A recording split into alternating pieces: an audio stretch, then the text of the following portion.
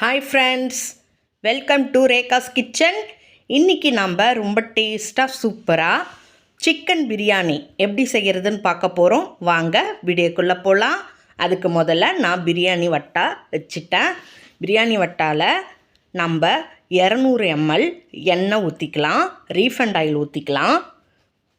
Refined oil ஊற்றி எண்ணெய் கொஞ்சம் காஞ்சதுக்கப்புறம் 400 கிராம் வெங்காயம் போட்டுக்கலாம். வெங்காயம் போட்டு நம்ம நல்லா வதங்கணும். அது கூட ஏலக்காய், கிராம்பு, பட்டை, பிரிஞ்சி இலை போட்டு நம்ம நல்லா வறுத்துக்கலாம், வதக்கிக்கலாம். கொஞ்சம் கோல்டன் ப்ரௌன் வந்துடுச்சு பாருங்கள். இன்னும் நல்லா வரணும். இப்போ இது கூட 10-15 முந்திரி பருப்பு ஆட் பண்ணுறேங்க. ஆட் பண்ணி நம்ம வதக்கிட்டே வருவோம். முந்திரி பருப்பு வெங்காயம் வதங்கிறது கூடயே நல்லா வதங்கி வந்துடும். கொத்தமல்லி ஒரு கையளவு போடுறேங்க. போட்டு நம்ம நல்லா வதக்கிக்கலாம். கொத்தமல்லி போட்டதுக்கப்புறம் புதினா ஒரு கையளவு போட்டு நம்ம வதக்கிக்கலாம்.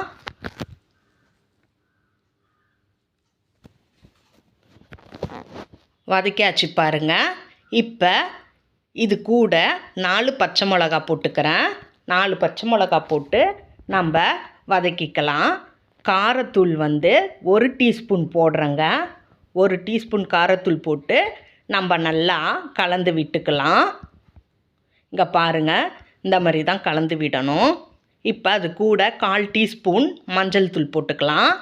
மஞ்சள் தூள் போட்டு நம்ம நல்லா கலந்து விட்டுக்கலாம். இப்போ இஞ்சி பூண்டு பேஸ்ட்டு 150 கிராம் போடுறேன். போட்டு நம்ம நல்லா இந்த அளவுக்கு கலந்து வச்சுக்கணும். பிரியாணிக்கு தேவையான அளவு உப்பு போட்டுக்கலாம்.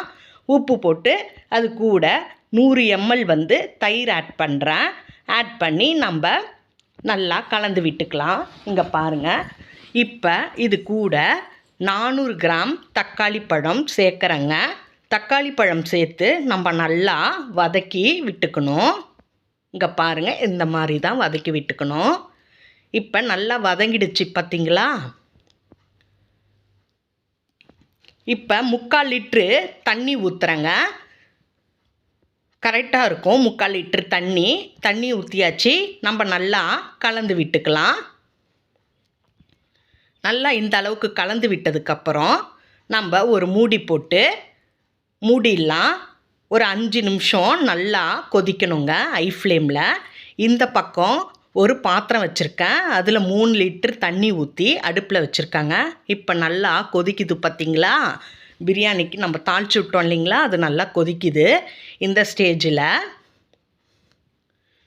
இப்போ நம்ம என்ன பண்ணணும்னா 1 kg சிக்கன் எடுத்துருக்காங்க, க்ளீன் பண்ணி வச்சுருக்கேன். இப்போ அதையும் நம்ம அதில் ஆட் பண்ணிக்கலாம்.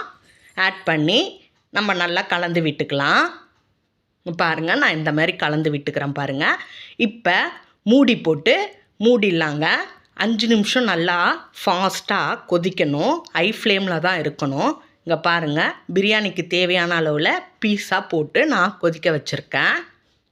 இப்போ நம்ம நல்லா கிண்டி விட்டுட்டு நான் பாஸ்மதி ரைஸ் 1 kg ஊற வச்சுருக்கேங்க.